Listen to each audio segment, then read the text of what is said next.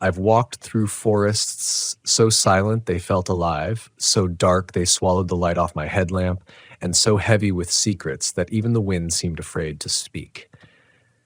And yet, out of every place my boots have carried me, there is one corner of this earth that I wish I had never set foot in. Because in that place where the trees lean a little too close and the ground seems to breathe when no one is watching, I learned a truth that no camper, no hiker, and no ranger should ever know. My name doesn't matter as much as the years I've given to these woods. I'm 42 now, and half of my life has been spent beneath canopies of pine and spruce, watching storms rip through valleys, guiding lost families back to the trail, dragging bodies, yes, bodies, out of ravines where the forest had no mercy. I'm a ranger because I believe in protecting these places, even from the recklessness of people who think nature is a playground. But I'll admit this much. Nothing in my training, nothing in all the survival manuals and emergency drills ever prepared me for what I faced here. I was stationed in the northern ranges in a park I won't name, but if you've camped in the Northwest, you've probably passed it. A land of endless ridges, river canyons that echo like cathedrals, and caves that gape open wounds in the limestone.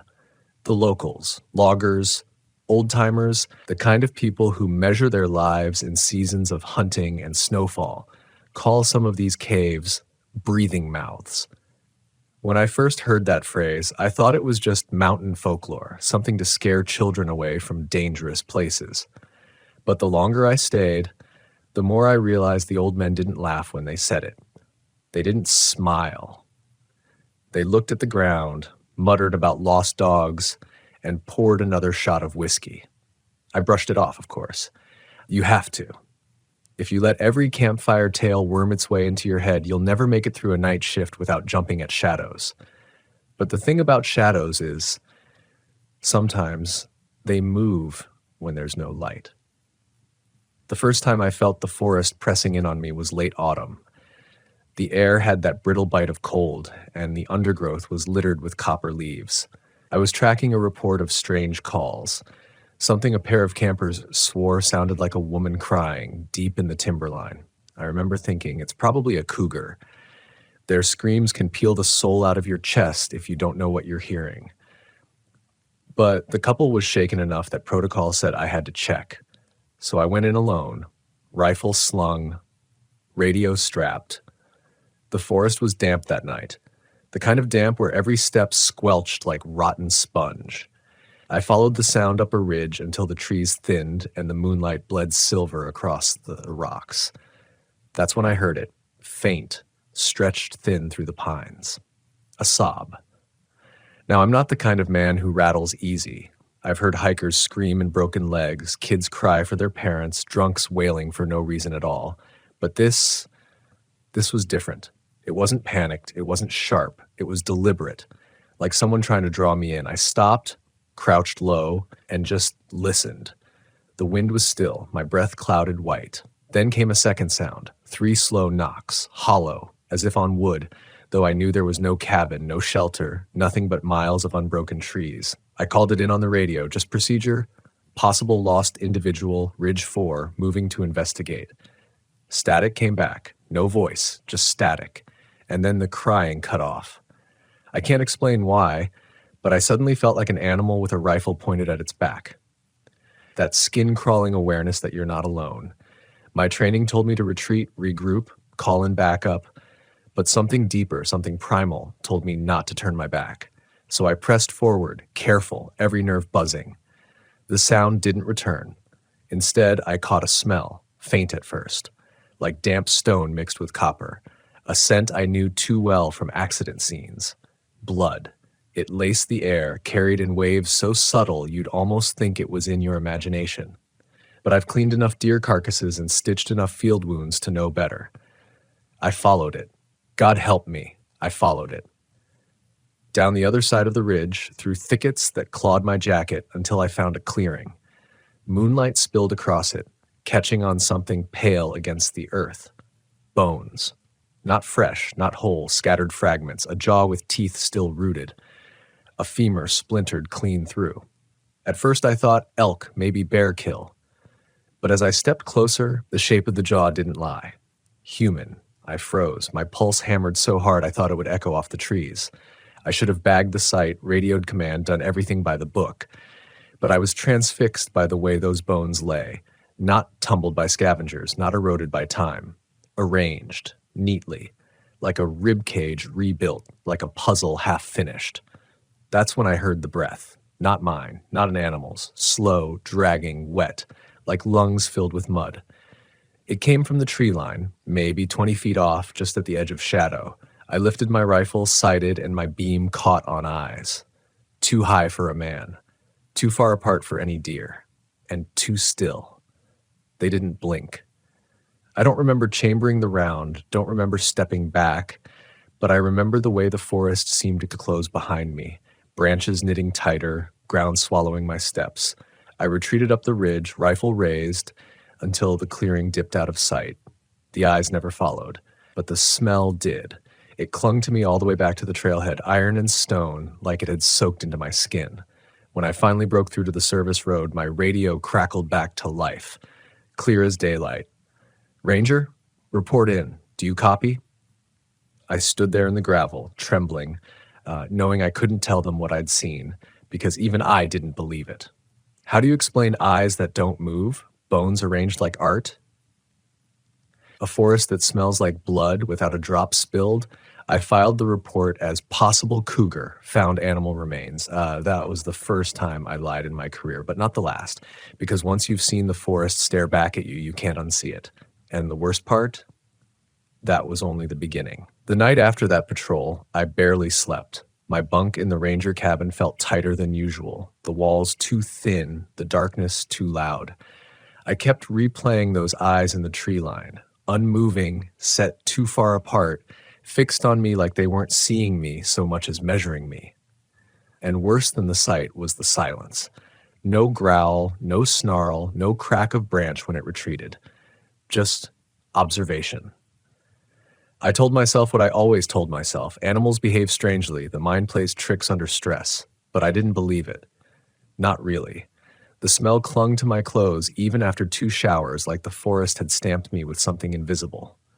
2 days later, I was back on shift. We got another report. This one stranger. A solo hiker, young guy, maybe late 20s, had checked in at the visitor center, planned a loop trail near the caves, never came back. His car sat untouched in the lot, his gear still locked inside. At first glance, it could have been anything. Wrong turn, twisted ankle, the sort of thing we handled often. But when I saw the map he'd signed, my stomach knotted. His route cut right through the ridges I'd patrolled, right past that clearing. Protocol dictated search and rescue. Volunteers gathered, other rangers spread the word, and soon I was back in those trees, this time with 2 others. Good men, seasoned, who trusted me. I didn't tell them what I'd seen. I couldn't. You don't poison the well with ghost stories before a search. We swept the trails for hours, calling, whistling, finding nothing but ravens perched high, watching. It wasn't until dusk that we found the first clue. A torn piece of fabric snagged on brambles. Red plaid. I bagged it. We pressed deeper. Then came the prints, not boot prints, bare feet. Large, wide, with a stride that didn't make sense. They tracked along the ridge, weaving in and out of brush, never stumbling, never breaking stride. Too big to be the hikers, too deliberate to be chance. The sun dipped and shadows bled long. My gut told me to call it regroup in daylight. But one of the rangers, Tom, insisted we push another half-mile. That's when we found the cave. It wasn't marked on any map. Just a black slit in the limestone, hidden by ferns, breathing cold air that smelled of stone and damp earth. I knew instantly it was one of the mouths the locals whispered about. And God help me, I wanted nothing more than to turn around. But Tom cupped his hands and shouted the hiker's name into the void. His voice came back wrong. Not echoing, not distorted, just delayed. Like the cave chewed it up, swallowed it, and spat it back late. We waited. Silence. Then came the knock. 3 slow, hollow strikes from deep inside. My skin went ice. I glanced at Tom and the other ranger, Gary. Their faces had gone pale, but neither spoke. I whispered, We need to leave. Tom shook his head. If he's in there, he could be hurt. I should have stopped him. Should have grabbed his arm, dragged him out if I had to. But I froze as he stepped inside, headlamp beam cutting the dark. Gary followed. I was last against every instinct. The air inside was wrong. Heavy, wet, colder than the night outside. Our beams barely cut 20 feet before dissolving into black. The walls glistened as though sweating. And there was a sound, not water, not wind, but something faint and constant, like breathing. We pushed deeper. The passage narrowed, then opened into a chamber. That's where we found it, the hiker's pack. Propped neatly against the wall, zipped shut, not torn, not scattered, placed. And next to it on the ground, a smear of red, dried. Gary cursed under his breath. Tom knelt, touching the fabric. He whispered, "Still damp." That's when the sound shifted. The breathing stopped, replaced by something else. A scrape from the far end of the chamber. We all swung our lights. The beams fell on rock, shadows, nothing. Then movement, a shape, low, fast, retreating deeper. "Hello?" Tom called, voice trembling now. The knock came again, closer this time. 3 deliberate strikes. My chest locked. I whispered, "We're leaving. Now." We backed out, slow, rifles raised, though none of us fired. The deeper we moved into that black, the colder it pressed, like the cave itself wanted us swallowed whole. When the mouth of daylight finally reappeared, I felt something I hadn't felt since childhood, the urge to run crying into open air. We emerged shaken, rattled, none of us speaking. Tom insisted we mark the site, file the report, return with a larger crew. Gary nodded, pale as death. But I knew. Deep down I knew. If we brought more people, more would vanish. That place didn't want to give anything back. The official report listed the hiker as missing, presumed deceased. Search expanded for weeks, combing ridges, valleys, rivers, no trace. His body never turned up, only his pack and that smear of blood. After that, things changed for me. My patrols felt different. The forests didn't sound the same. No bird song at dawn where there should have been hundreds. No rustle of deer in valleys they normally fed. Instead, I heard things at night. Sometimes it was the crying again, faint, just beyond reach. Sometimes it was the knocking in threes carried on the wind. And sometimes it was laughter. Not loud, not human, just a low, throaty chuckle that slithered through branches like smoke.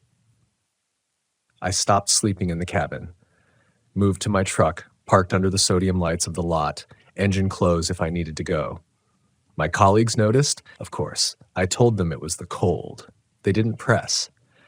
One evening, I was called to investigate an abandoned campsite. Family of 4 had checked out, reported they'd been hearing strange noises around their tent at night, said the kids were terrified. By the time I got there, the site was empty, nothing unusual, just a ring of ash where the fire had been. But as I walked the perimeter, I found something in the dirt. Footprints again. Bare. Wide. But this time, hands too. Like something crawled on all fours. The tracks circled the tent, over and over, never breaking away. I crouched low, studying them, heart pounding. That smell hit me again. The copper, the stone. Strong this time, almost choking. And then I noticed the claw marks, deep, parallel, gouged into the tree nearest the tent. Too high for a man to reach, too precise for an accident. That was the night I stopped believing this was just some predator. That was the night I admitted the old stories weren't just stories. The locals had known. They'd always known. The forest had something in it, something older than us, and it watched. After that campsite, I stopped pretending. Out loud, sure, I still wore the ranger badge, still did my reports, still told the families that bears and coyotes were what they'd heard. But inside I knew. I knew the forest was keeping something, and it was starting to show itself more often. Nights became the worst. Even in the truck, under the lights, I couldn't keep it out. Some nights I'd wake to tapping on the glass, 3 slow knocks. The first time it happened, I threw open the door, rifle raised, but there was nothing. No prints, no movement. Just that smell again. Faint, but steady, like rusted metal.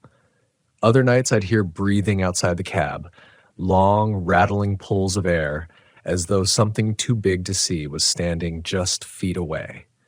I stopped sleeping entirely. Coffee carried me through shifts, though my hands shook when I signed forms. My colleagues started asking questions. Was I sick? Was I burning out? Did I need time off? I brushed them away. But I knew I was slipping. One evening in late winter, a call came over the radio. A pair of hunters hadn't returned from a trip. Their truck was found pulled over near one of the service roads. Empty. Their permits showed they'd gone after elk near the limestone ridges. The same ridges where I'd found the bones. I begged command to send someone else, said I was tied up, said I wasn't in shape. But orders are orders, and within an hour I was trudging through snow, rifle slung, breath steaming in the freezing air. The forest was still, too still. Even in snow there should have been tracks, elk, rabbit, something. But there was nothing but my own boots crunching the crust. I followed the hunter's trail, faint at first, then stronger where they'd broken brush. It led, of course, toward one of the caves. I stopped at the mouth, heart hammering. The snow around the entrance was disturbed. Prints, wide and bare, circled the opening. And there, dragged across the white, was a streak of blood. It led inside. I should have turned back. I should have radioed command, waited for backup, anything. But I stepped forward. The cold hit me like a wall. Inside smelled like rot and stone, stronger than I'd ever known. My light shook in my hand as I pushed deeper, each step sinking in silence. That's when I found the first hunter, or what was left. His rifle lay snapped in half beside him. His body was torn open, ribs cracked wide, but his face was untouched, eyes frozen in terror, mouth open like he'd tried to scream but never got the chance. I gagged, bile rising in my throat. Every instinct screamed at me to leave, but I pushed deeper, stupid, driven by something I can't explain. Maybe duty, maybe madness. The cave bent left, then opened into a chamber. That's where I heard it, shuffling. Wet, deliberate, dragging steps. My beam caught movement at the far side. Something stood there. At first my mind refused to shape it. Too tall, shoulders hunched to fit the cavern, arms long, fingers ending in claws that scraped the stone. Hair hung in thick mats, black and slick, and the eyes, the same eyes I'd seen on the ridge, glowed back, unblinking, too far apart. It wasn't an animal. It wasn't a man. It was something in between, or something older, something that had never been either. And it was holding the second hunter. Not killing him, not eating him. Just holding him up against the wall, face to face, as though studying him. The hunter's feet kicked weakly. He was still alive. I froze. My rifle trembled. If I fired, I might hit the hunter. If I waited, he was dead anyway. My breath roared in my ears, my heart thundering so loud I thought it would give me away. Then the creature tilted its head, slowly, unnaturally, and turned its eyes on me. The hunter dropped, crumpling to the ground. The thing took one step forward. The scrape of claw on stone echoed like a blade across glass. I fired. The shot cracked the chamber, deafening. The bullet struck, chest, maybe shoulder, but the thing didn't fall. It staggered, grunted, and then it let out a sound that I will never forget. A scream, yes, but not human, not animal, something deeper, something that made the stone itself seem to shake. I fired again. Missed. My hands were shaking too hard. The creature lunged. I don't remember leaving the cave. Not really. Just flashes. Snow spraying as I stumbled into daylight. The roar behind me, the thunder of something too heavy to chase, but too close not to. When I finally stopped running, the world was silent again. No pursuit. Just my breath, tearing my lungs, my hands frozen on the rifle. I looked back at the cave. Nothing. Just blackness, watching. I radioed for extraction, said I'd found signs of a bear attack, too dangerous to continue without a team. They bought it. They always bought it. The second hunter's body was never recovered. Only the first was dragged out, zipped in a bag. The official report listed wild animal encounter. No mention of caves, no mention of eyes. But I knew. I knew what I'd seen. After that night, the forest changed for me.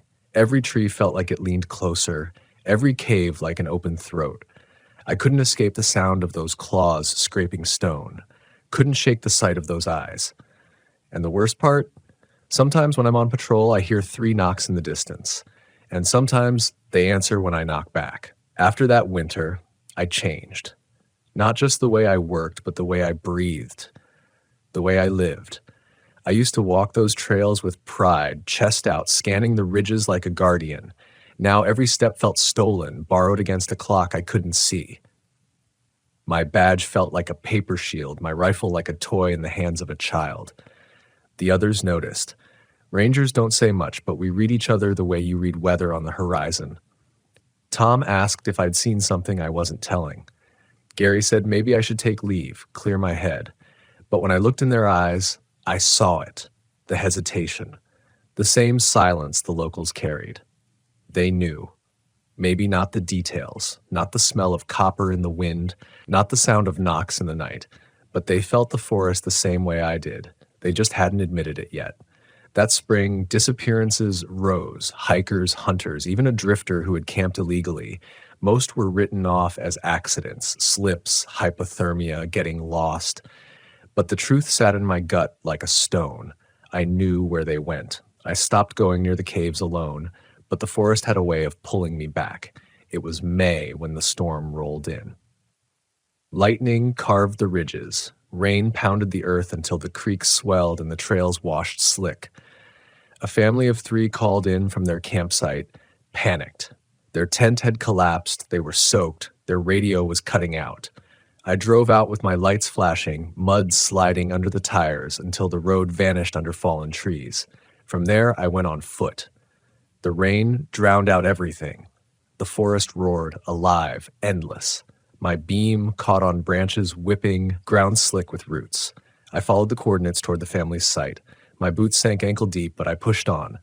When I reached the clearing, I stopped cold. The tent was shredded. Poles snapped, fabric torn as though by claws. The fire pit was scattered, and the family gone. I shouted. My voice broke against the storm. No answer. I circled the site, my light cutting over the mud, until I found them. Tracks, bare, wide, dragging. 3 sets of smaller prints, boots, sneakers, ran alongside. Then they ended. The bare prints kept going. My mouth went dry. My hand clenched the rifle so hard my knuckles ached. I knew I should have radioed command, called in backup. But backup meant more victims. So I followed. Alone. The storm swallowed me whole. Rain hammered the canopy, turned the prints to soup, but they still glistened under my light, wide and sure.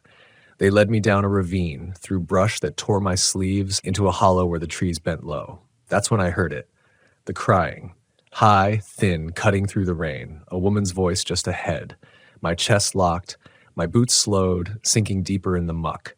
Every instinct screamed, trap, but the voice was so human, so desperate. I lifted the radio, static. No signal in the hollow. I stepped forward anyway. The crying shifted, lower now, broken. Then laughter.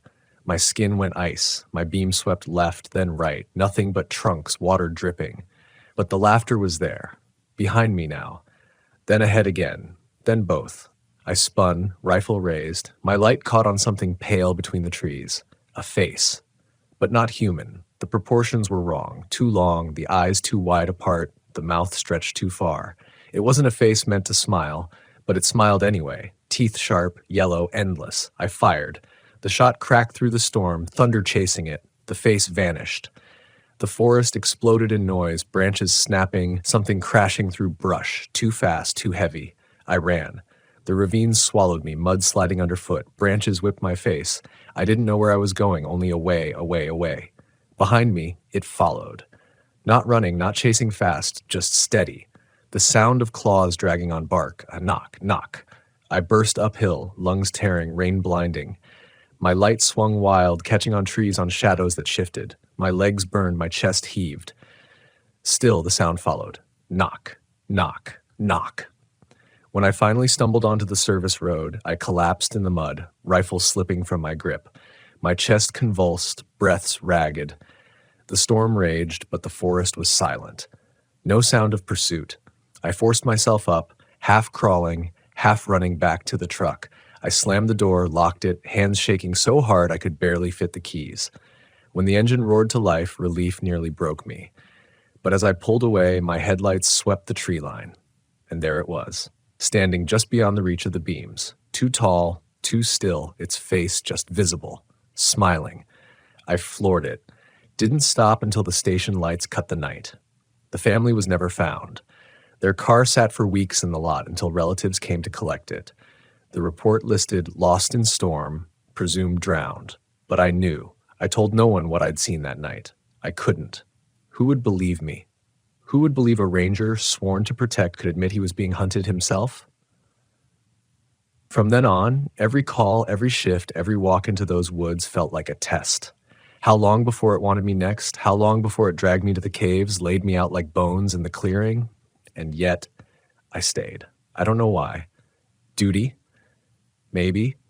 Pride? Or maybe I was already too deep in its territory, and leaving wouldn't matter. Because when the forest wants you, you can't just walk away. There's a moment when fear stops being an emotion and becomes a constant state. A background hum under every breath. By that summer, fear was my shadow. I carried it on patrol, took it with me into town, felt it pressing even when I stood under the fluorescent lights of the station. I told myself I'd quit, file the paperwork, walk away, disappear into another park, maybe another life. But every time I sat down with the form, I froze. Not because I was afraid of leaving, but because some part of me knew the forest wouldn't let me go. It had marked me. I could feel it. And then came the night it finally hunted me outright. I was alone on evening patrol, the sky burning orange at the horizon, shadows lengthening like fingers through the pines. A report had come in of strange noises near the north trails, screams again, maybe pranksters, maybe worse. I didn't want to go. My body screamed against it, but duty drove me forward. Or maybe it wasn't duty. Maybe it was that pull again, the one that had dragged me back to the caves before. The woods were still. Too still. My boots crunched gravel and the sound seemed too loud, bouncing back against the silence. I reached the fork where the north trail curved toward the limestone ridges. The air shifted, heavy, wet, copper on the tongue. I froze, and then I heard it. 3 knocks. Knocks. Not distant this time, not faint, close, so close it vibrated in the ground beneath me. I raised the rifle, breath locked. My light swept the trees. Nothing, just trunks, roots, silence. Then came the cry. A woman's voice, broken, pleading, drifting from the ridge ahead. I knew it was bait.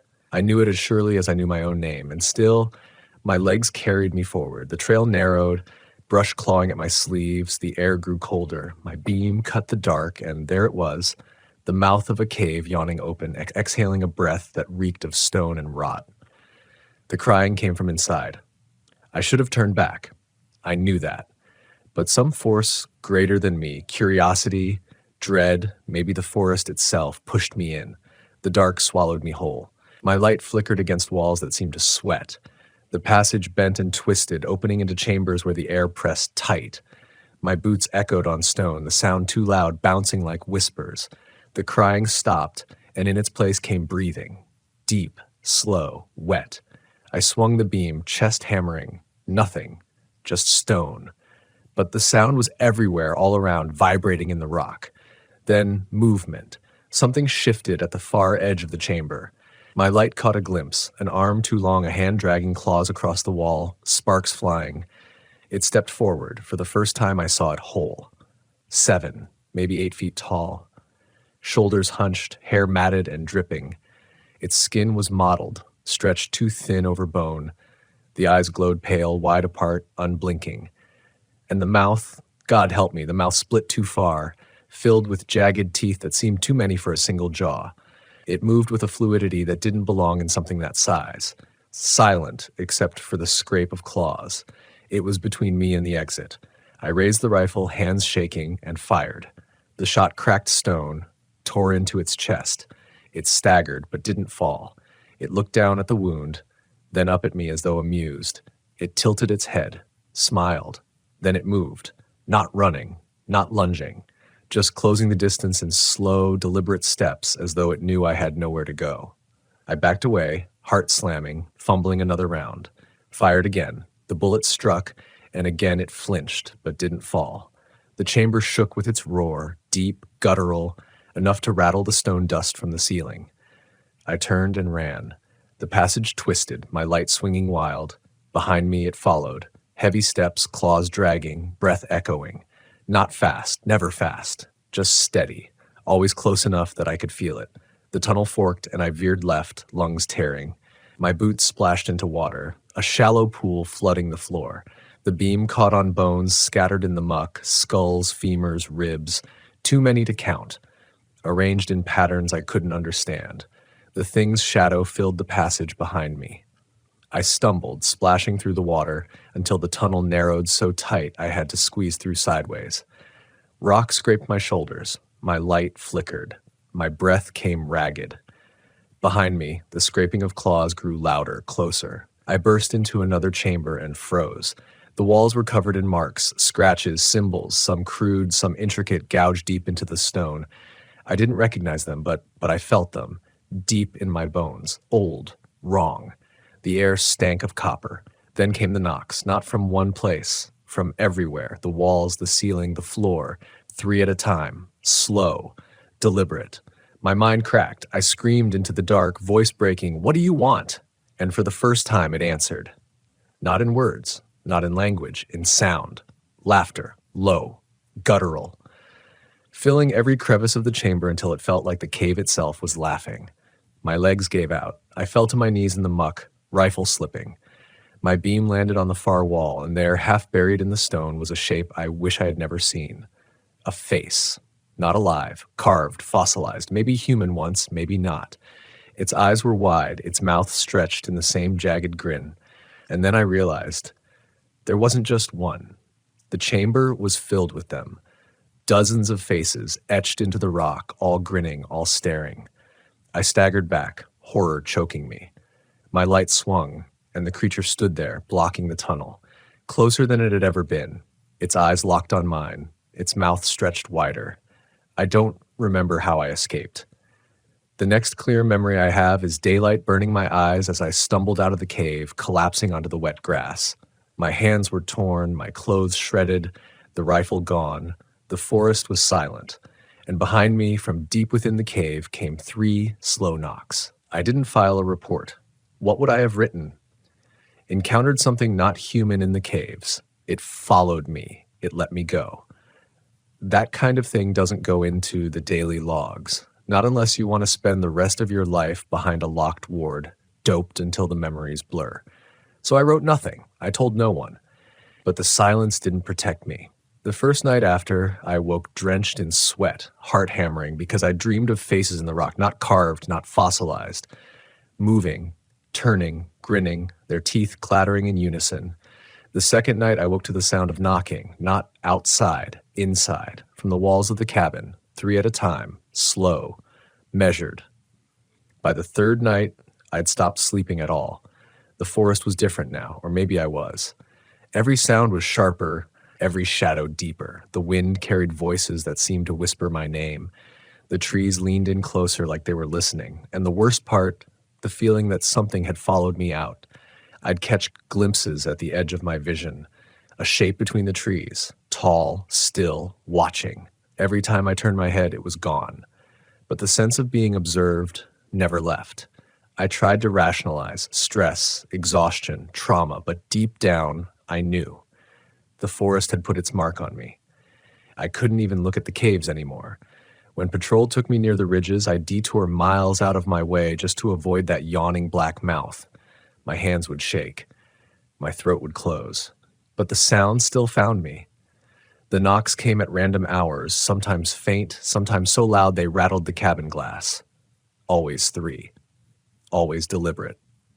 One night I broke, grabbed the flashlight and stormed outside, shouting into the trees, daring it to show itself. My voice echoed back hollow. The beam cut through empty trunks. Nothing moved. Nothing answered, except the laughter.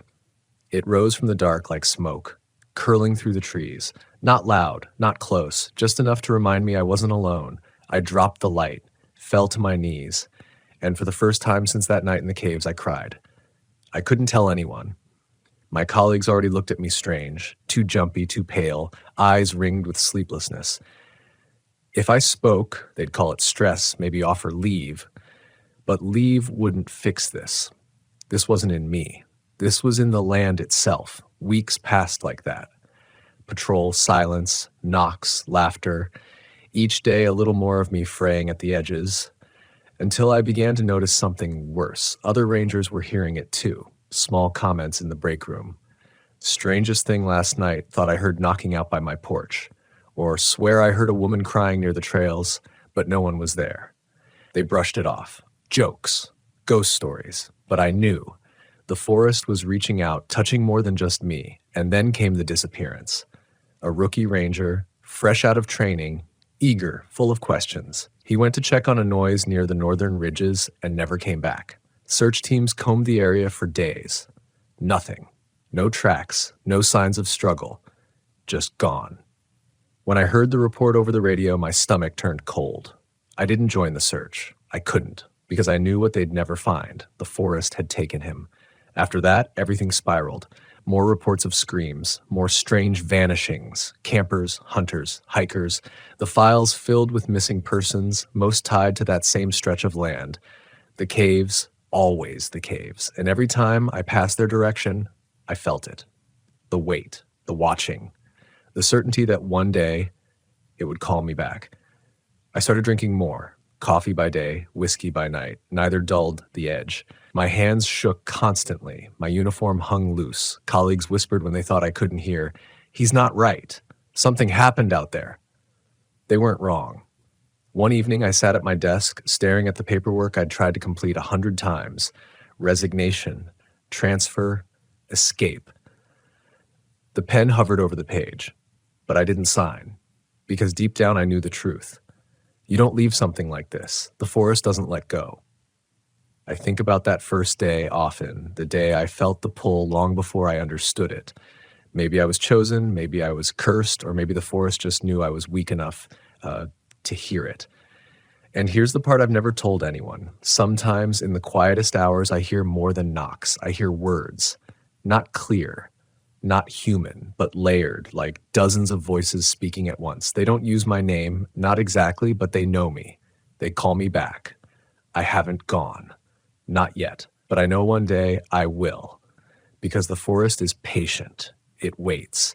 And when I'm ready, when I can't fight anymore, I'll step into the dark, follow the knocking, and become another face in the stone, just like all the others. I don't know why I'm recording this. Maybe so someone finds it later, maybe so the truth survives longer than I do. Or maybe it's just because I can't carry it inside anymore. It's past midnight. My cabin lamp flickers, the kind of soft light that throws more shadow than comfort. The radio hums, low as if it's listening. And outside, quiet, too quiet. No wind, no rain, just the waiting stillness. The knocking hasn't come tonight. Not yet. That almost frightens me more than when it does. Because silence means it's close. I can't keep pretending I'm just a ranger anymore. Not after what I've seen. I was supposed to protect hikers, guard the trails, keep watch over fire and flood, but nothing in training prepared me for this. You can't catalog it. You can't put it on a map. You can't fight it with a badge or a rifle. The forest isn't just alive. It chooses, it hunts. And now, it's chosen me. I've fought it for months, ignored the knocks, buried the whispers, told myself I could hold out, that if I just stuck to daylight, if I just clung to the routine, I'd make it through.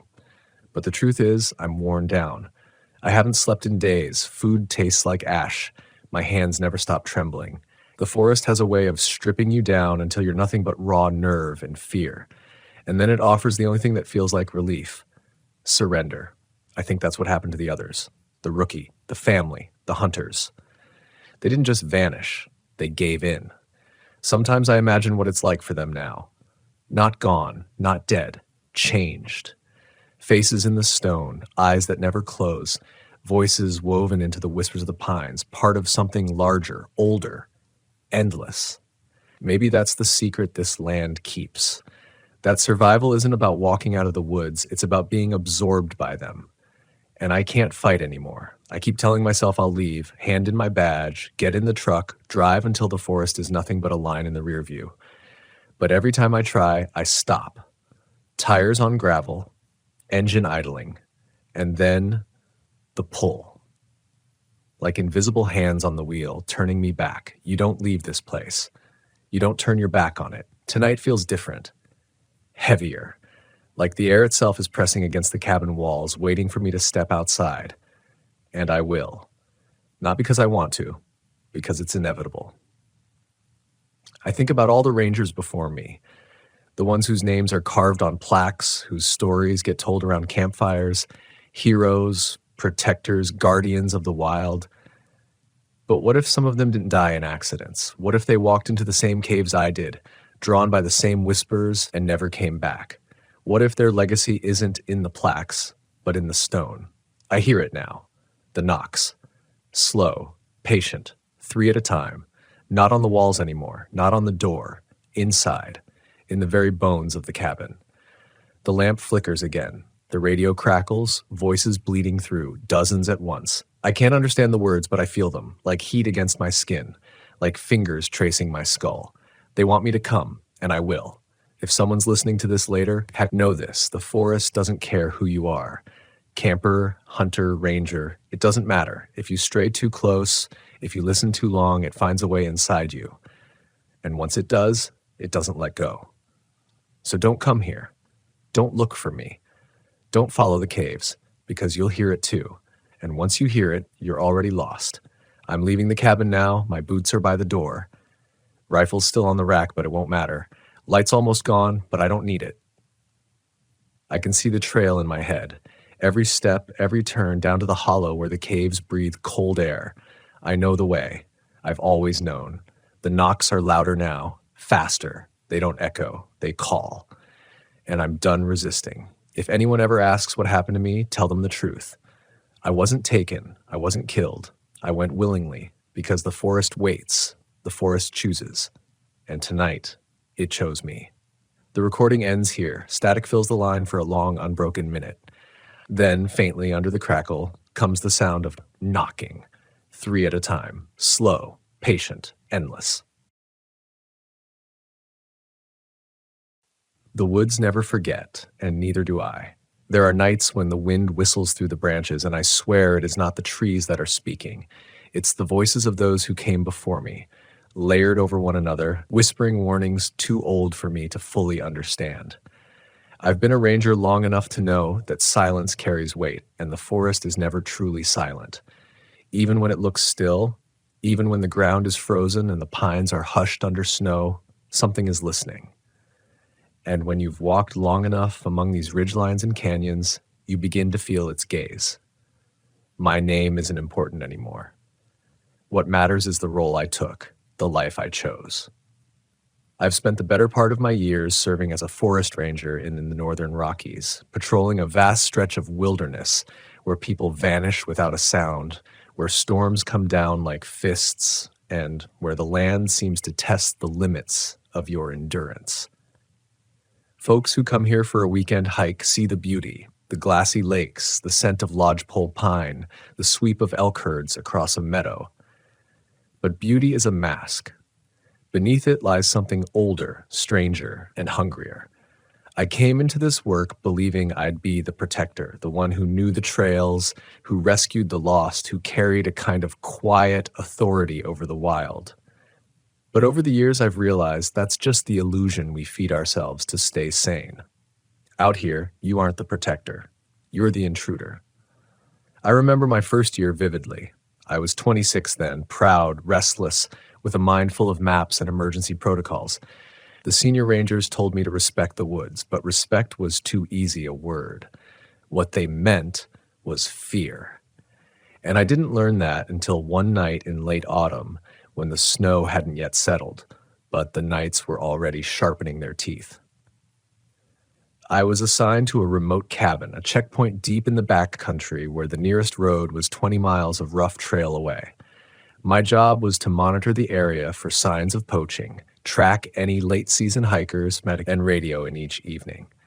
It sounded simple, but the moment the headlights of the supply truck disappeared and I was left with nothing but my lantern, the reality pressed down on me. The forest was endless, and I was alone inside it. The first days passed quietly. I busied myself with small routines, stacking wood, boiling water, checking snares for evidence of illegal hunting. The cabin was old, built in the 30s, with creaking floorboards and shutters that rattled in the wind. At night, I would lie in the cot and listen. At first, I told myself the sounds were normal. Branches snapping under the weight of deer, owls calling across the dark, the groan of the roof adjusting to cold. But on the fourth night, I woke to a different sound. 3 knocks, slow, deliberate, on the wooden door. I sat up, heart hammering, and strained to hear again. The cabin clock ticked. My breath fogged in the cold air. And then it came again. 3 knocks, evenly spaced, as though whoever or whatever stood outside wanted me to know it was patient. My first instinct was to grab my flashlight. I flicked it on, the beam cutting through the cracks in the shutter. Nothing but trees swaying in the dark, no lantern light, no figure, just the oppressive blackness of a wilderness without moon. I didn't open the door. I told myself it was probably a branch blown loose, hitting the wood. I repeated that until the fear dulled enough for me to lie back down. But then I noticed something I hadn't before, the smell. It was faint, sour, like wet fur and old earth, and it lingered near the threshold until dawn. The next morning I searched the ground outside. I expected deer prints, maybe a bear track, but what I found chilled me worse than any predator could. Around the cabin in the mud were impressions, not paw prints, not boots.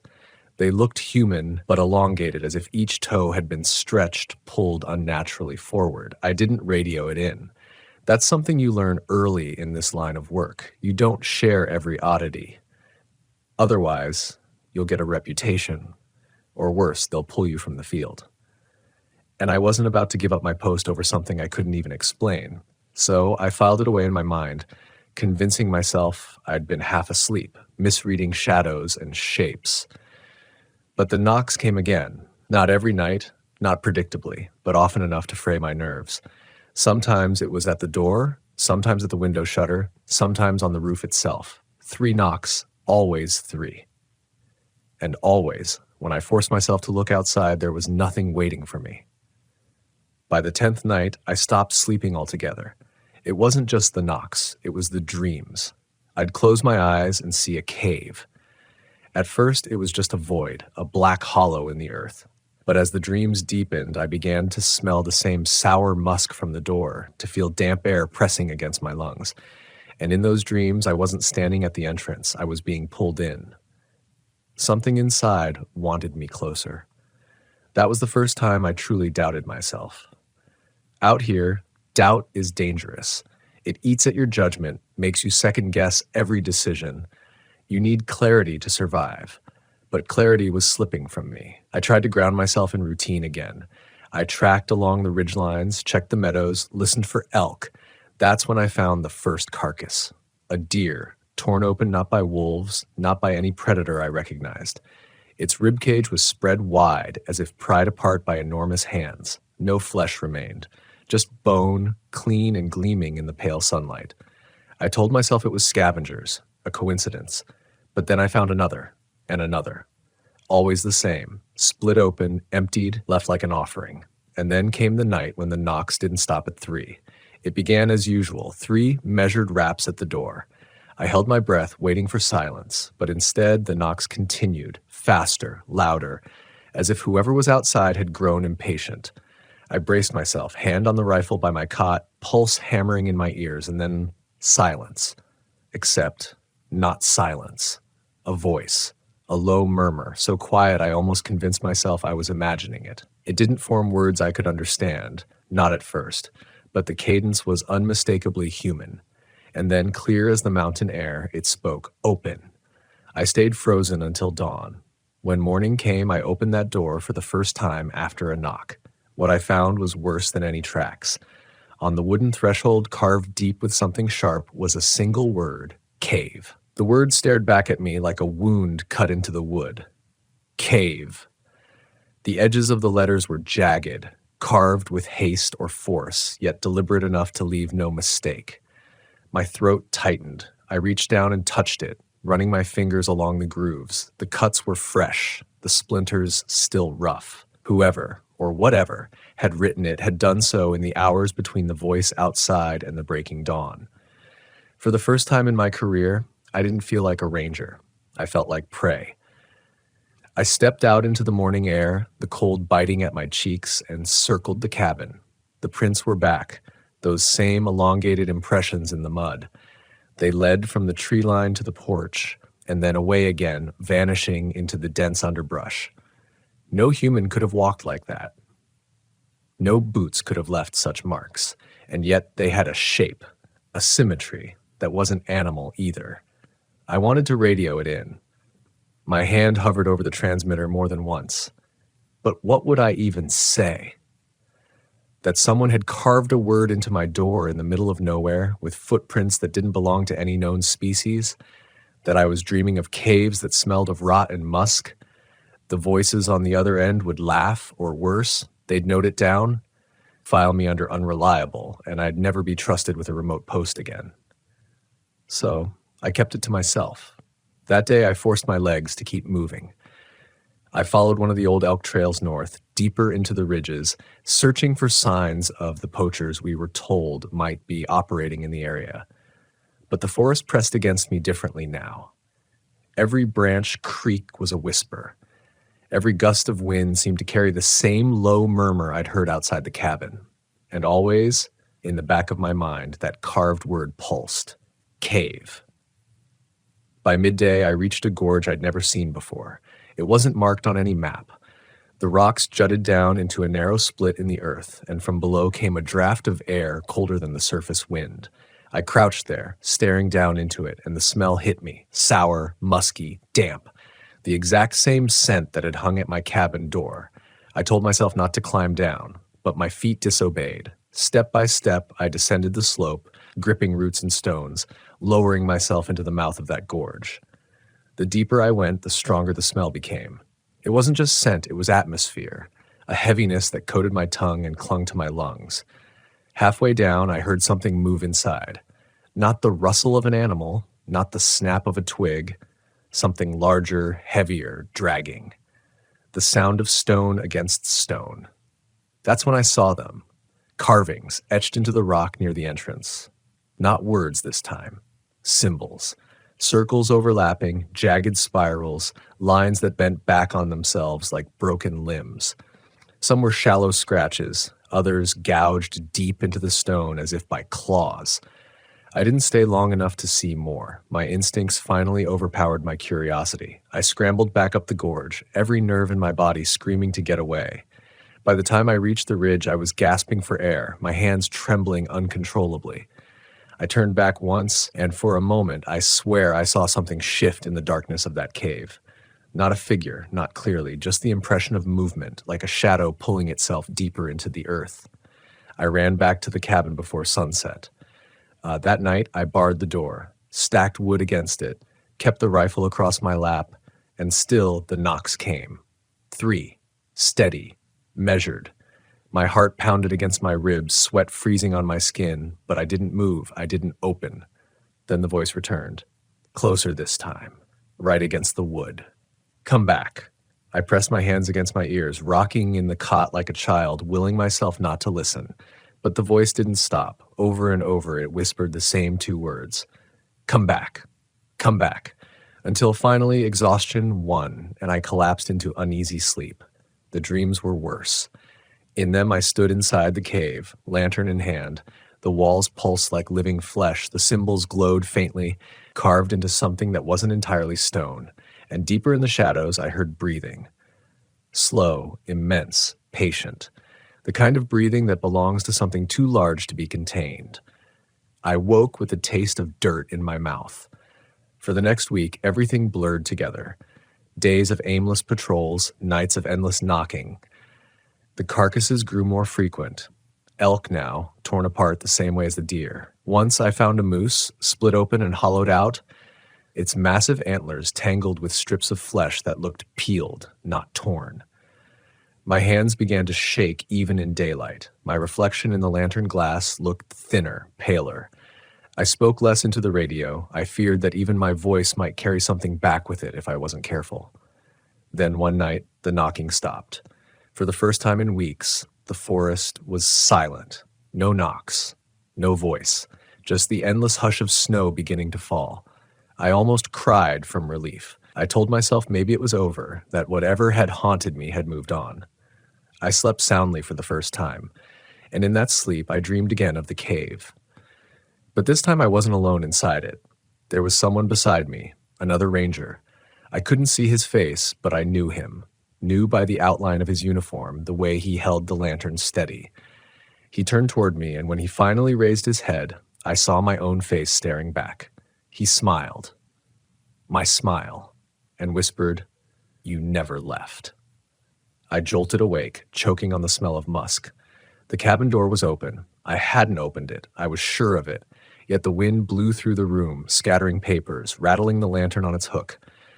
The wood I'd stacked against the door was still in place, untouched, as if the door had opened around it.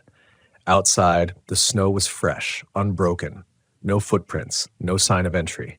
But on the threshold, the word had changed. Beneath cave, carved deeper now, was a second word. Stay. I slammed the door shut, heart racing, mind splitting. The walls seemed to close in on me. I couldn't breathe. My rational mind was fraying thread by thread, but some stubborn part of me still wanted an answer. Who was leaving these marks? What did they want with me? I should have packed up and left that morning. Should have called it in, demanded a pickup. But the fear that had paralyzed me for weeks twisted into something else, obsession. I had to know what lived inside that cave. So at dawn, with my rifle slung across my back and the lantern clutched in one hand, I set out again along the elk trail. The forest was hushed under its first true coat of snow. My boots crunched with each step. The gorge waited, yawning like a wound in the earth. I stood at the top, staring down into the dark, and for the first time I spoke aloud. I'm here.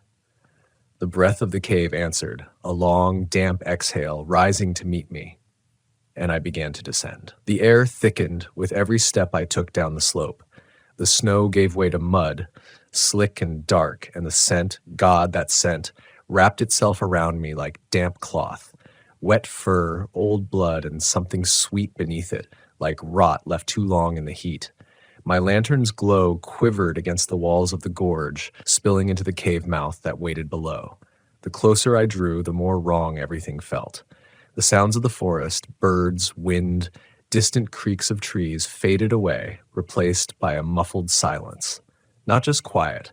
It was as if the world had sealed itself off, leaving only the cave and me. At the entrance, I hesitated. The opening was taller than I'd thought. Nearly 10 feet high, ragged at the edges, blackness yawning beyond. My lantern lit only the first few feet inside, revealing stone that gleamed damply, carved over and over with those same spirals and jagged lines. Some were shallow scratches, others so deep I could fit my fingers inside. I told myself I'd only go a few steps in, just enough to confirm it was empty, just enough to satisfy the obsession that had kept me from sleep for nights on end. But once I crossed that threshold, I knew I wouldn't stop. The temperature dropped instantly. My breath plumed before me, catching in the lantern light. The air pressed against my skin, heavy, almost wet. The floor sloped downward, slick with moisture. Each step echoed faintly, though the sound felt swallowed. Deeper in, I found bones. At first, small ones, birds, squirrels gnawed clean. Then larger, deer legs, a cracked skull, a moose rib cage. They were piled haphazardly along the walls, not scattered like predator kills. Arranged, collected. I crouched beside one pile and lifted a femur. The surface was smooth, stripped of every shred of tissue. But carved into it, faint and deliberate, was another spiral. My stomach knotted. Something had used bone as canvas. I dropped it and kept moving, my pulse loud in my ears. The cave twisted, narrowing and widening unpredictably, like a living thing shifting in its sleep. My lantern flickered, shadows crawling along the carvings. Every few steps, I swore I heard breathing that wasn't mine. Long, slow, resonant. Sometimes it seemed behind me, sometimes ahead. And then came the whisper. Not outside the cabin this time. Not muffled by wood. Inside the cave. You came back. I spun, lantern raised, rifle trembling in my grip. The light touched only walls and carvings, wet stone gleaming like flesh. No figure, no movement. But the voice was unmistakably close. I pressed onward, deeper still, driven by a mixture of terror and defiance. I couldn't turn back now. If I left without answers, I knew I'd never escape this place in my mind. The forest would haunt me forever. The tunnel bent sharply, and suddenly the walls opened into a cavern so vast my lantern barely dented the dark. The ceiling stretched beyond sight. The floor dipped into a hollow where water pooled black and still, reflecting faint points of light that weren't my lantern. I froze. My skin crawled with the sense that I wasn't alone, that something immense crouched just beyond my vision. I tried to steady my breathing. I told myself to mark my location, to take note of the cavern's size, the water source, the carvings, but my hands shook too violently to hold my pencil steady. Then the lantern flickered out. For an instant, the dark was total, crushing. I gasped, fumbling for the matches in my pocket, striking them with frantic hands. The tiny flame flared, and in that heartbeat of light I saw it, across the pool, standing against the far wall. Tall, too tall. Its outline was human, but stretched, elongated, limbs unnaturally long, head nearly brushing the unseen ceiling. Its skin, or what passed for skin, gleamed pale and wet, marked with spirals that pulsed faintly as though alive, and its face, if it was a face, tilted toward me. The match died.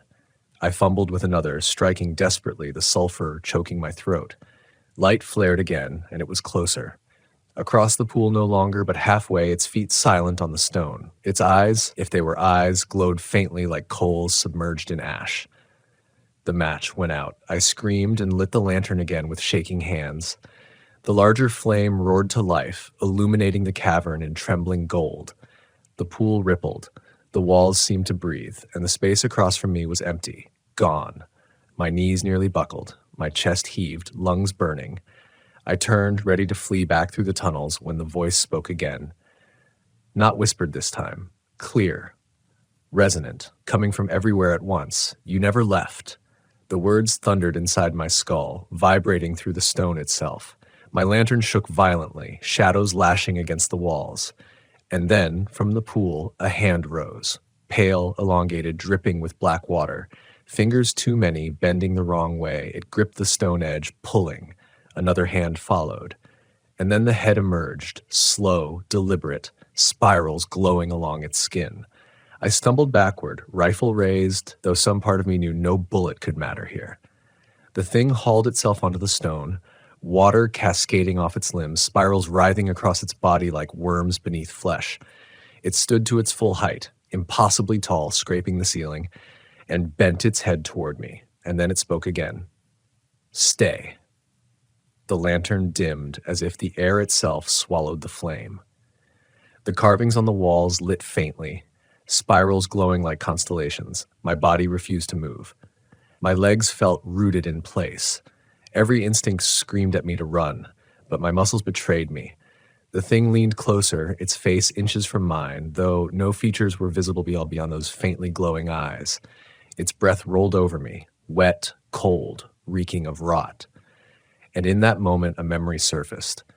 A story one of the older rangers had told me years ago, late one night around a fire, about caves in these mountains that keep what enters, about men who disappeared on patrol, their bodies never found, about strange carvings that appeared overnight on trees, warning those who understood them to stay away.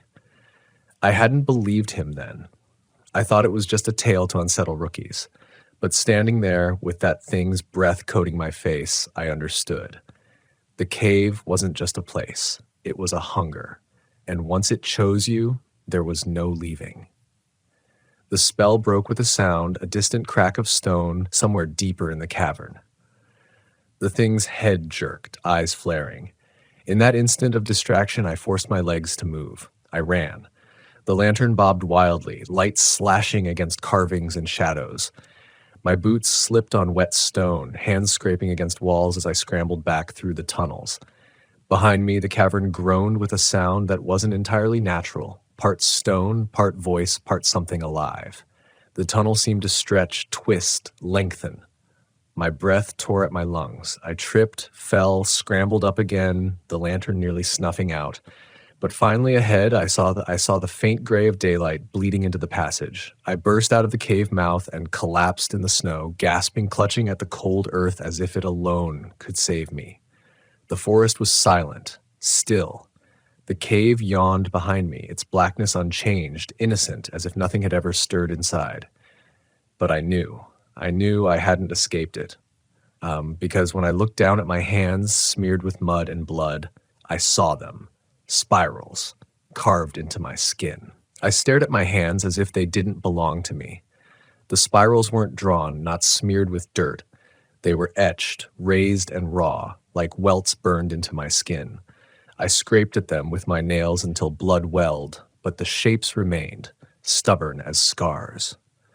My breath came ragged, steam curling in the cold air. The forest around me was quiet, too quiet. The snow seemed to smother sound. No wind, no crows, not even the usual rustle of branches. I felt suspended in some unnatural stillness, like the world was holding its breath, waiting to see what I would do next. I staggered to my feet, lantern still clutched in one trembling hand, rifle dangling useless at my side. My first thought was to run, back to the cabin, back to walls and doors and anything that resembled safety. But with every step I took away from the cave, I felt resistance, like walking through water. The spirals on my skin pulsed faintly, warm against the cold. The forest didn't look the same. The trail I'd followed down seemed to twist, trees bending inward, roots exposed like veins. I forced myself forward, counting my breaths, whispering directions to myself. Left at the ridge, follow the line of pines, keep the slope behind you. Simple ranger skills, the kind that had kept me alive for years. But each landmark felt off, shifted slightly, as though the woods had rearranged themselves while I was inside. By the time the cabin came into view, dusk had already settled. Relief surged through me, but it soured almost immediately. The door was wide open. I knew I had barred it before leaving. I had wedged wood against it, sealed it shut. Now it gaped into darkness, snow curling across the threshold. My boots crunched as I approached, lantern trembling in my grip. Inside, the air was heavy, muskier than ever. The shutters rattled softly, though no wind blew. My cot was overturned. Papers littered the floor, and carved into the far wall, deep gouges that splintered the wood, was another spiral. Larger, more jagged. I backed toward the door, but it slammed shut on its own, the echo cracking through the cabin like a gunshot. I spun, rifle raised, heart hammering, but there was no one there, just me, the dark, and that spiral gleaming pale in the lantern light. Then I heard it, breathing, slow, measured, inside the room with me. I couldn't place it. It seemed to come from the walls, the ceiling, the floor beneath my boots. The spirals on my skin burned. My vision blurred at the edges. And somewhere beneath that steady inhale and exhale, another sound rose. Knocking. 3 raps, deliberate, on the underside of the floorboards, as if something had crawled beneath the cabin and wanted me to know it was there. I shouted then. Words I don't even remember. A mixture of rage and fear, curses hurled into the dark. My voice cracked, echoing back at me until I sounded like a stranger. And the forest, or the cave, or whatever had claimed me, answered with silence. I didn't sleep that night. I sat in the corner with the rifle across my knees, lantern burning low, every nerve stretched to breaking. When dawn finally came, it didn't feel like a reprieve. It felt like another test. I knew I couldn't stay. I had to leave that cabin, had to put as much distance as possible between myself and the cave. My radio had been dead since the night of the open door, static only, no matter how I tuned it. The supply truck wouldn't be back for weeks. If I wanted out, I'd have to hike. 20 miles through snow with spirals burned into my flesh and something that wanted me to stay, whispering in the silence. I packed hastily, food, water, spare lantern oil, extra cartridges I knew would be useless. I strapped the rifle to my back and stepped into the snow. The forest greeted me with its silence. For hours I trudged through the drifts, every step heavy, every tree watching. My compass spun erratically, needle quivering as though confused. I relied on instinct, on memory, but the landmarks betrayed me. A ridge I knew should slope east curved west instead. A frozen creek that should have run shallow dropped into a gaping ravine. It was as if the woods themselves had shifted to keep me inside. By late afternoon, exhaustion blurred my vision. I stumbled into a clearing, heart sinking when I saw what stood at its center. The cabin. I froze, breath fogging. It was impossible. I had walked straight, careful, checked my bearings. Yet there it was, the same cabin, the same sagging roof, the same door still carved with cave and stay. I dropped to my knees, the snow burning through my pants. I wanted to scream, but my throat closed. The spirals on my hands throbbed like open wounds. And then the door creaked. It swung wide on its hinges, and for the first time something stepped out. Tall, pale, elongated. Its limbs bent slightly as it ducked through the doorway. Its skin shimmered faintly in the failing light, spirals alive across its body. It didn't hurry. It didn't need to. It simply stood there, head tilted, watching me. I raised the rifle, hands shaking so violently I almost dropped it. My finger tightened on the trigger. But before I could fire, the voice rolled through me. Not from its mouth, but from everywhere at once. You can't leave. You never left. The rifle slipped from my grip, landing with a dull thud in the snow. My vision swam. For a moment, I wasn't in the clearing anymore. I was back inside the cave, standing by the black pool, lantern trembling in my hand. The sound of water dripping echoed in my skull. When I blinked, the clearing returned, but the thing was gone. Only the cabin remained, door ajar, waiting. I ran. I don't know how long. Hours, maybe. My legs moved without direction, driven by blind panic. Branches tore at my face, snow soaked my boots, lungs seared with cold. But the forest never ended. Every clearing looked the same. Every ridge led back to another tree line. And always in the corner of my vision, spirals flickered, carved into bark, etched into stone, glowing faintly before vanishing. At some point I fell. My body gave out, sprawling into the snow. I lay there gasping, tears freezing on my cheeks.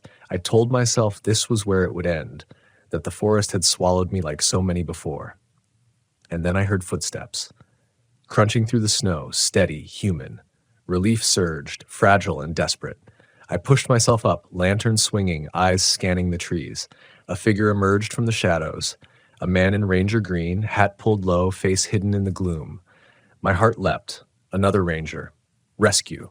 Salvation. But when he raised his head, my blood iced. It was me. Every detail. My jacket, my boots, the same rifle slung across his back, my face staring back at me, expression blank, eyes pale and empty. He stopped a few feet away, tilting his head the same way the creature had. And then he spoke, my own voice spilling from his mouth. You never left.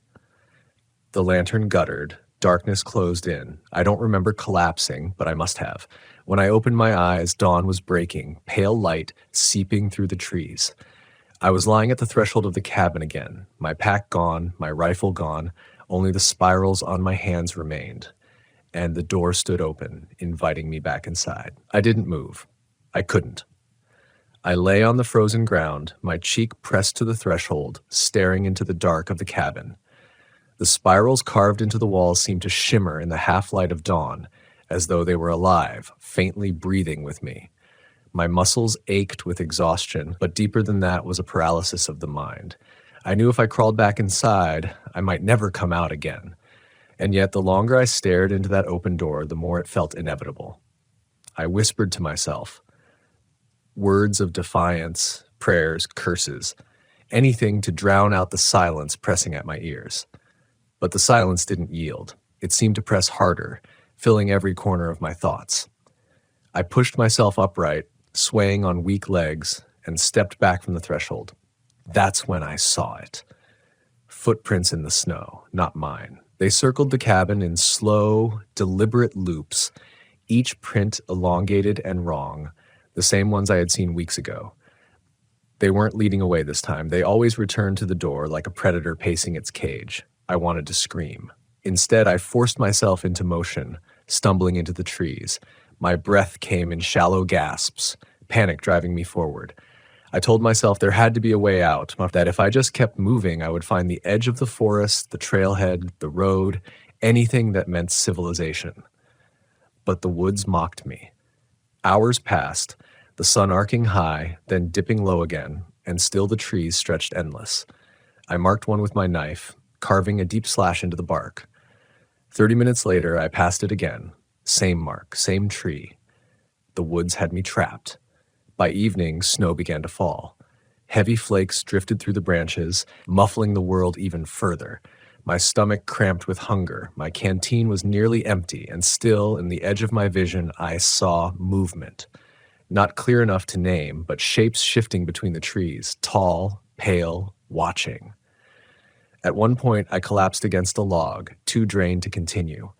I closed my eyes just for a moment, telling myself I'd rise again soon. But when I opened them, it was night, and I was no longer in the clearing. I was back in the cabin. My body trembled. I didn't remember walking there. I didn't remember moving at all. Yet here I was, seated on the overturned cot, lantern flickering on the table. The spirals on the wall glowed faintly, pulsing in rhythm with the beat of my heart. And the door shut behind me with a slow, deliberate click. I stood, wild-eyed, clutching for the rifle, but it wasn't there. My pack was gone, too. Only the lantern remained, its flame too weak to chase away the corners of the room. The floorboards creaked. I froze, staring at the planks beneath my boots. The knocking began again. 3 sharp raps, steady, patient, then silence. Then 3 more. Louder this time. Dust sifted down from the beams with each strike. Something was under the cabin. I staggered back, breath coming ragged. My mind clawed for reason, for any explanation. A bear? A trick of sound? But no animal could knock like that. No animal could carve spirals into my flesh or whisper with my own voice. The lantern guttered. The light dimmed until only shadows remained, stretching long and warped across the walls. And in those shadows, shapes stirred. Figures. At first, they were faint, mere silhouettes flickering in the corners. But the longer I looked, the clearer they became. Men in ranger uniforms, their faces pale and hollow, eyes empty sockets. Some I thought I recognized from old photographs at the station, rangers who had gone missing decades ago. Their mouths moved soundlessly at first, if then in unison, whispering one phrase over and over, "You never left."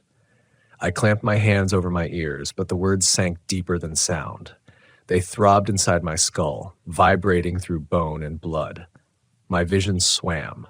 My legs gave out, and I collapsed to my knees. The floor beneath me shuddered. Boards groaned and cracked as though something massive pressed upward from below. My hands slapped against the planks to steady myself, and I felt it. A pulse. A slow, steady heartbeat rising from the earth itself. The cabin wasn't a shelter. It was a mouth. With a splintering crack, one of the floorboards snapped. A pale hand thrust through, fingers too long, joints bent backward. It clawed at the air, groping toward me. I scrambled back, slamming against the wall, the spirals burning hotter on my skin. More boards shattered.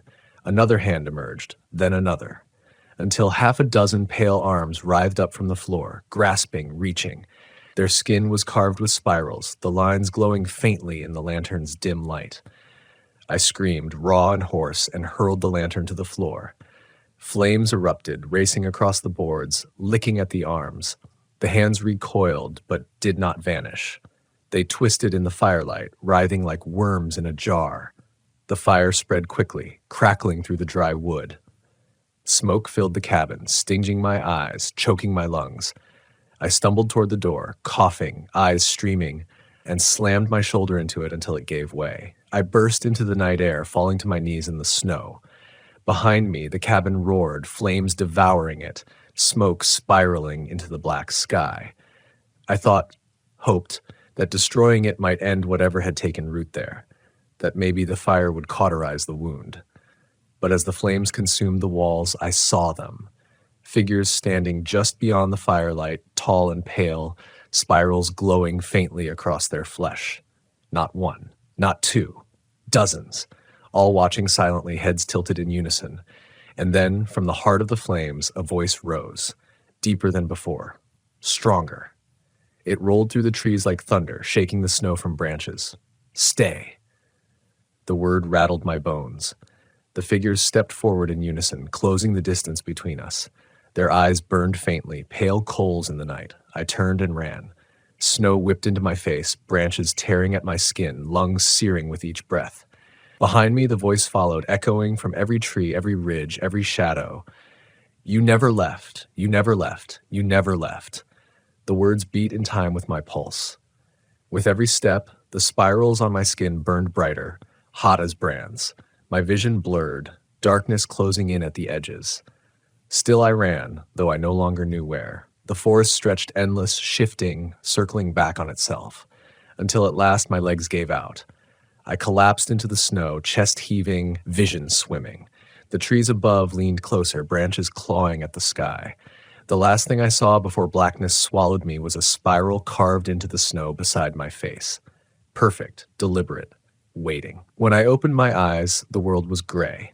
Not dawn, not dusk, just a flat, colorless haze, as if the forest had been drained of light.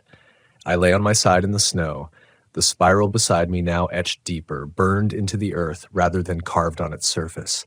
My breath fogged faintly, but the air didn't sting anymore. It was thick, heavy, almost warm, like breathing through a wet cloth. For a moment, I thought I was dead. But then I heard the forest. Not the forest I knew, with its subtle winds and bird calls. This was a different sound, a low hum, endless and vibrating through the ground. It wasn't coming from the trees, it was coming from beneath them. I tried to stand, but my legs barely obeyed. My body felt sluggish, like every movement pushed against unseen chains. I staggered upright, snow clinging to my clothes. That's when I noticed the footprints. Dozens of them.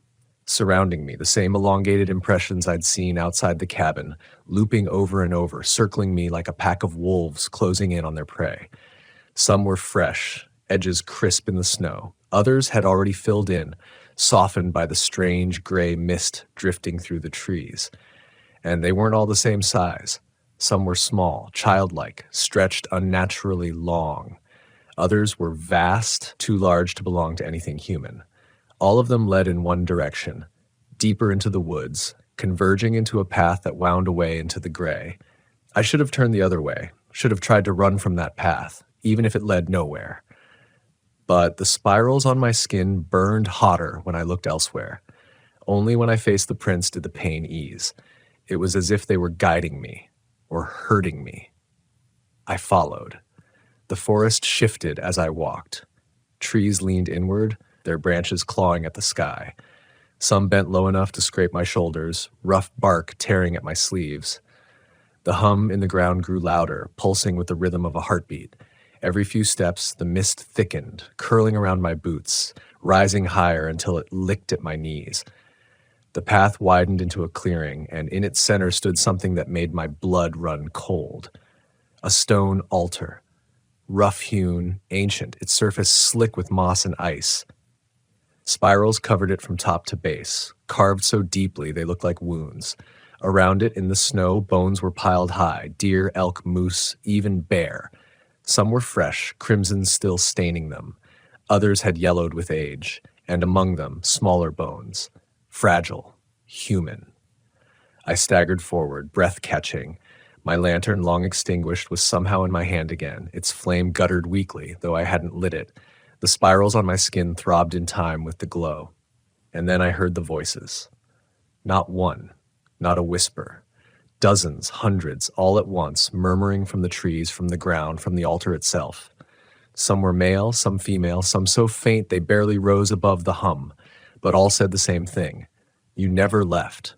The altar pulsed faintly, as though something beneath it stirred.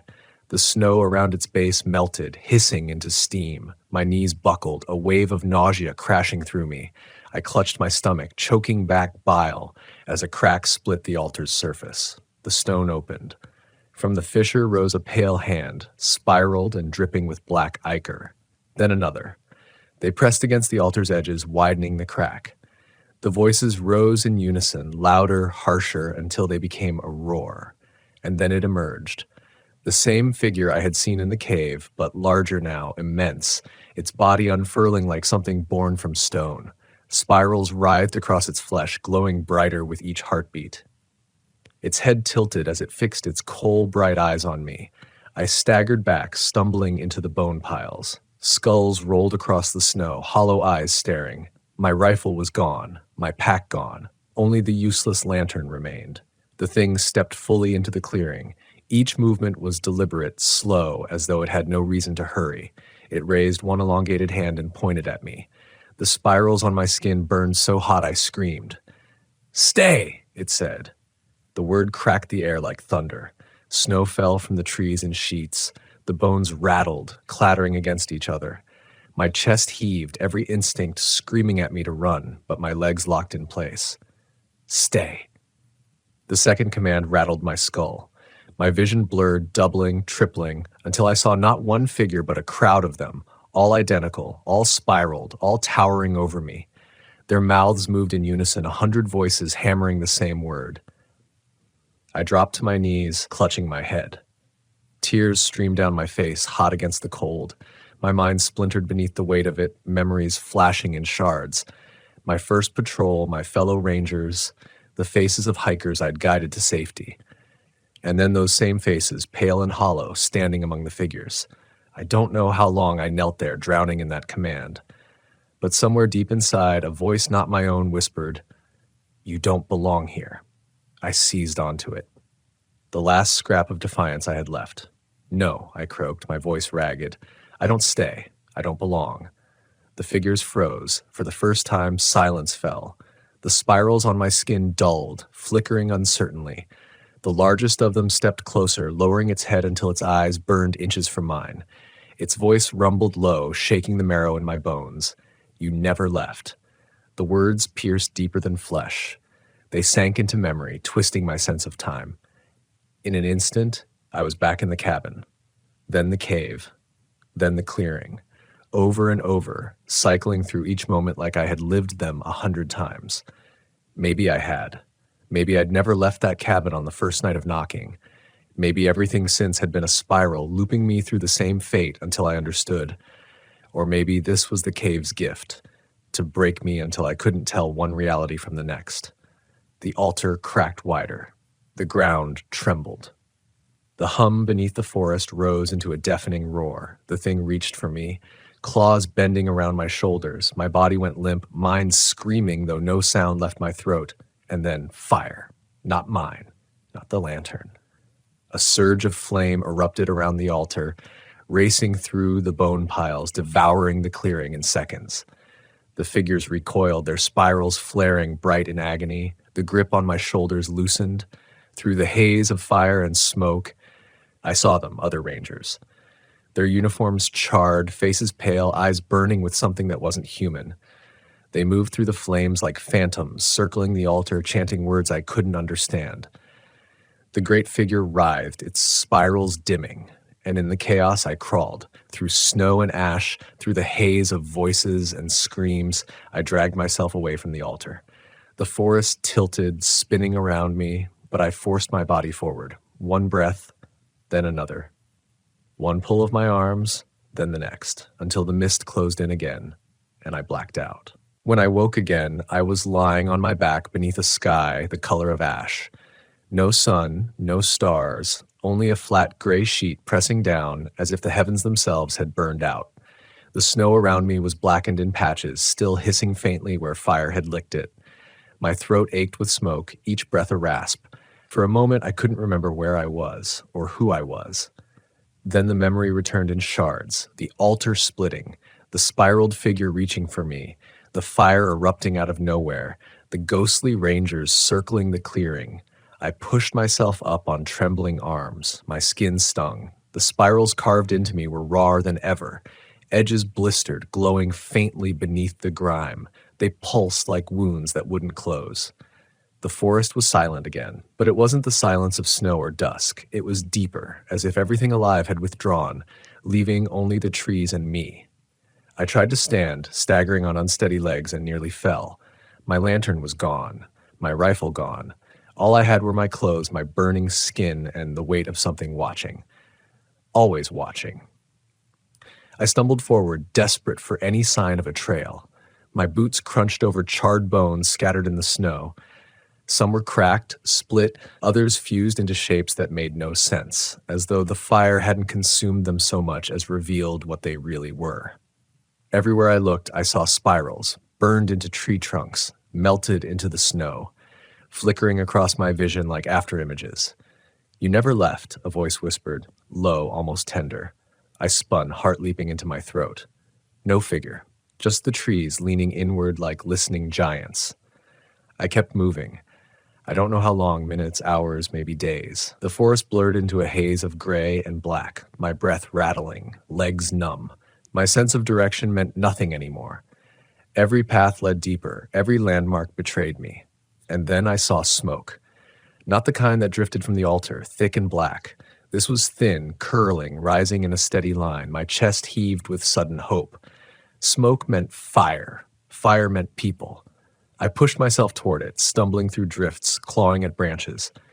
The closer I came, the clearer it became, thin columns rising from a chimney. A cabin.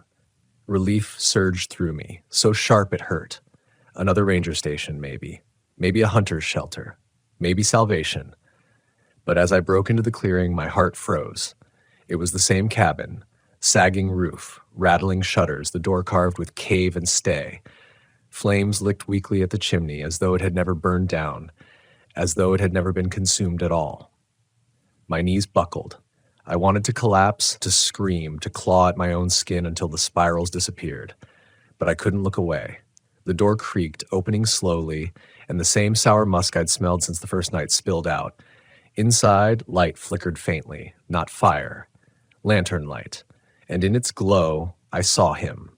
A ranger, sitting at the table, writing in a logbook, head bent, lantern casting his shadow across the wall.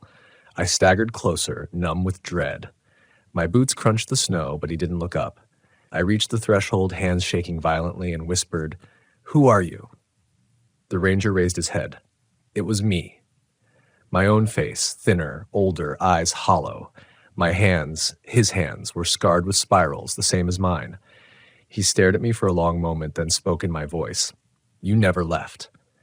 I stumbled back, bile rising in my throat. My vision swam, doubling, tripling, until the cabin was filled with dozens of me, sitting, standing, pacing, each one scarred with spirals, each one repeating the same phrase. "You never left. You never left. You never left." Their voices merged into a chorus, deafening, shaking the walls. The spirals on my skin seared with white-hot pain, and I screamed, dropping to my knees. The ground heaved, the cabin stretching, walls bowing outward as though the forest itself was breathing with them. Through the cacophony, I caught one voice, fainter, different. "Go." My head snapped up. One of the figures had broken from the others. Still me, still scarred, but his eyes weren't hollow. They burned with something else. Fear. Defiance. He moved toward me, pushing through the crowd of doubles. "Go, before it closes again." I couldn't think, couldn't breathe. I stumbled to my feet, and he shoved me hard through the doorway into the snow. The cabin's walls buckled. The voices roared. The door slammed shut with a crack that echoed through the forest. And I ran. Branches whipped my face, snow stung my eyes, but I didn't stop. My lungs burned, legs trembling, but I forced them on. Behind me, the voices pursued, my voice, hundreds of them, whispering and shouting all at once. "You never left. Stay. Stay." The forest warped, spirals carved into every trunk, every rock, every patch of snow. My mind frayed with every step. I couldn't tell if I was running forward or deeper into the same loop I'd been trapped in since the first night. Then suddenly, light. Not lantern light, not fire, sunlight. I burst through the tree line, snow blinding white, the sky above a clear winter blue. My chest heaved, vision swimming. Behind me, the forest loomed dark and endless. Ahead, far down a slope, I saw the glint of a road. I staggered toward it, half crawling, half falling until my knees hit asphalt.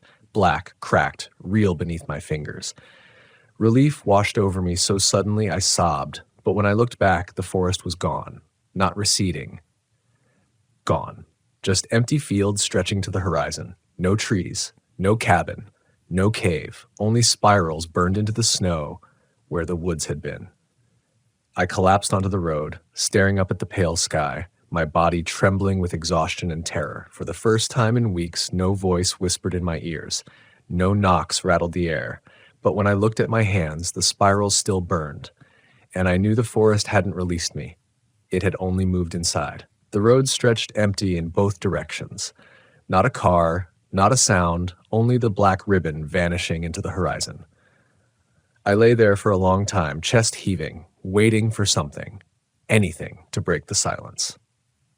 But the only thing that moved was the faint curl of steam rising from my skin, the spirals still raw and glowing faintly in the cold air. I forced myself up, swaying, every muscle screaming. The forest was gone, but I didn't believe it. I knew it hadn't vanished. It was only hiding, waiting just beyond sight. The way a predator crouches in grass, still as stone until you turn your back. I started walking. My boots crunched on the asphalt, steady, one step and then the next. I told myself if I just kept following the road, I'd find something familiar. A ranger station, a truck, a town, the world I used to know. But the farther I walked, the stranger it became. Mile markers appeared. Their numbers spiraled instead of straight. Road signs bent inward, words warped into symbols that made my vision blur when I tried to read them. At one point, I passed a rusted car at the roadside, snow half burying it. The door hung open. Inside, the seats were carved with spirals, deep grooves that peeled back the upholstery like skin. The hum was still there. Beneath my boots, beneath the asphalt. The same heartbeat that had pulsed through the cave. I quickened my pace, muttering to myself, trying to drown it out. But the spirals on my skin throbbed in rhythm, as though reminding me I hadn't escaped. By the time the sky shifted toward dusk, I saw headlights. Far in the distance, twin beams cut through the growing dark. Relief crashed through me, a truck, real. I waved my arms, stumbling into the middle of the road. The lights drew closer, engine growling, tires crunching over snow. It stopped a few yards away. A ranger truck, my truck. The driver's door opened and a figure stepped out. Hat pulled low, parka zipped high. I ran forward, words spilling from my cracked lips, pleas, warnings, half-coherent confessions. But as the figure lifted his head, the words died in my throat. It was me. Again, not hollow this time. Not burning with spirals. Just me, the way I'd looked at the start of the season. Young, strong, eyes clear, unscarred hands gripping the truck door. He stared at me with quiet pity, as though I were a wounded animal on the roadside. I stumbled back, shaking my head. No, you're not me. You can't be. He tilted his head the same way the thing in the cave had. You never left. The words came calm, steady, not a threat, not a whisper, just truth. My knees buckled. I wanted to deny it, to scream that I had fought, that I had burned the cabin, that I had run until my lungs bled. But deep down I knew. The cave didn't let go. The forest didn't release what it chose. I wasn't standing on a road. I was still inside, still circling, still spiraling. The other me stepped closer, boots crunching in the snow. He reached out a hand, my hand, clean, unscarred. Come back, he said. For a moment, I almost did. I almost took it, desperate for the illusion of safety. But when I looked at my own spiraled scars, throbbing with light, something inside me broke. I won't, I rasped. My voice cracked, but the words came stronger the second time. I won't. His expression didn't change. He only lowered his hand, turned, and climbed back into the truck. The headlights flickered. The engine roared, and then both were gone, vanishing into the dusk as though they had never been there. I was alone again. The sky darkened. Cold deepened. My legs barely held me, but I kept walking. I don't know how long. Hours. Maybe. Days. The road bent and twisted, mile markers repeating, snow piling higher. At times I thought I saw the cabin again in the distance, its chimney smoking. Other times the altar loomed at the roadside, bones gleaming in the dark, but always the road led me back to the same place, the cave. It yawned at the edge of the asphalt, a black hollow in the earth, its spirals glowing faintly in the snow. My steps slowed, dread clawing up my throat.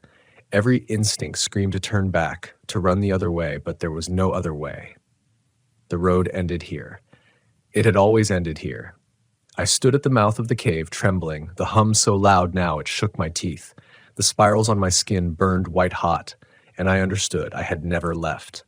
Not the cabin, not the clearing, not the cave. Every road, every forest path, every step I thought I'd taken away had only brought me deeper in. The spiral wasn't just carved into me, it was me. My path, my prison, my fate. I sank to my knees at the threshold, snow soaking through my pants, tears freezing on my face. For the first time, I didn't fight. I let the hum roll through me, let the cave's breath fill my lungs, and then quiet, not silence, not absence, quiet. The spirals on my skin dimmed, my breath steadied. The forest, the road, the cave, all blurred together, indistinct. I closed my eyes. When I opened them, I was sitting at the table inside the cabin, lantern flickering, logbook open, pen in hand, my reflection staring back from the dark window. I wrote the words slowly, my hand shaking, but the ink steady. What the ranger found in the woods will haunt you. And when I looked at the page, I realized I'd written them before. Dozens of times. Hundreds. Spirals of ink filling the logbook, looping the same sentence, forever. I dropped the pen, my chest heaving. The lantern flame sputtered. Outside, 3 knocks rattled the door.